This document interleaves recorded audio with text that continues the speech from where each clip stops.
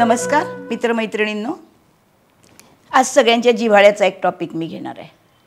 आपण भविष्यशास्त्र कसं काम करतंय हे ग्रह वगैरे सगळं बघतोय, पण स्वतःसाठी माझ्यासाठी आत्ताचे जे ग्रह आहेत ते काय करतील.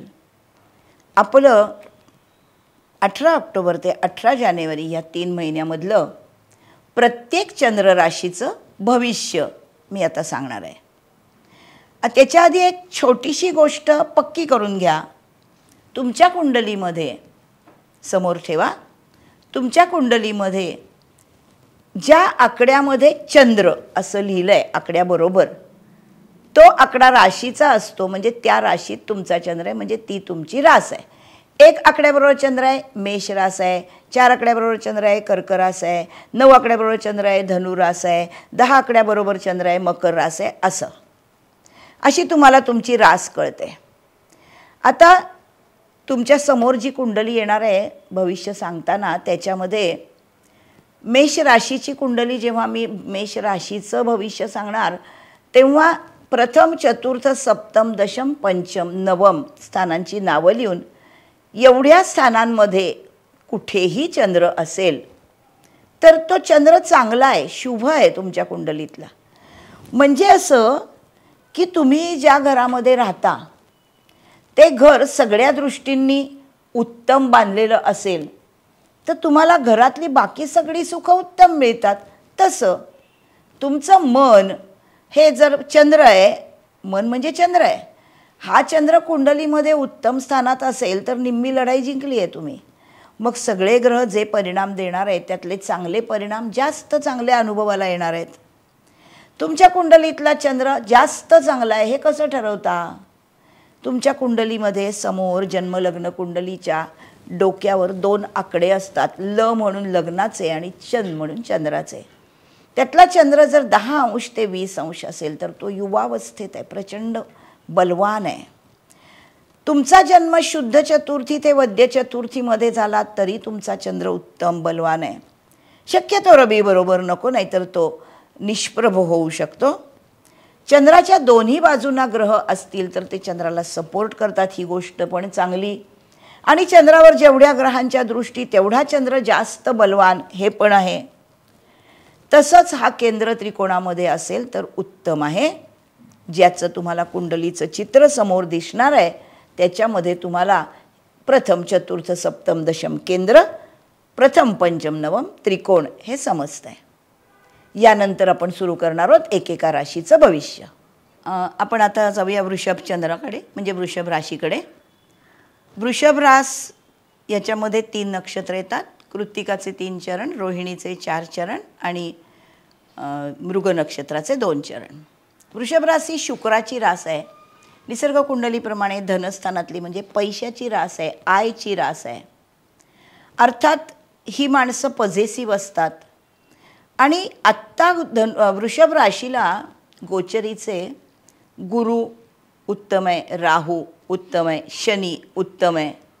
फक्त ही रास स्थिर रास आहे आणि पॉझिटिव्ह आहे. त्याच्यामुळे घडणाऱ्या घटनांना यांनी जेवढा जास्त लवकर ते ॲक्सेप्ट करतात तेवढा त्या ॲक्सेप्टन्समुळे त्यांना अजून चांगले परिणाम मिळतात. त्याच्यामध्ये खोट काढण्याची वृत्ती जरा कमी केली पाहिजे, जास्त करून रवीच्या नक्षत्रात. कौटुंबिक नाती चांगली होतील आणि व्यवसायामध्ये मिळकत उत्तम होईल. घरातलं वातावरण खूप चांगलं असेल. नवीन व्यक्तीचा म्हणजे नवीन बाळाचा कन्सेप्शन होऊ शकतं. नोकरपेशा लोकांना पैसा मिळवणं सोपं आहे. आणि शुक्र हा कलांचा कारक आहे, शुक्र हा क्रिएटिव्हिटीचा कारक आहे. तसंच अनेक प्रकारे म्हणजे क्रिएटिव्ह गोष्टींमध्ये इंटरप्रिटेशन आणि सॉफ्टवेअर डेव्हलपमेंट या सगळ्या गोष्टी शुक्राच्या अंतर्गत येतात. सगळीकडेच ही माणसं सेवाभावानी काम करतील. आजोळची नाती, जोडीदार, भागीदार यांच्याशी खूप चांगले संबंध होतील. एकूणच एन्जॉयमेंटसाठी काहीही करायला तुम्ही तयार असाल.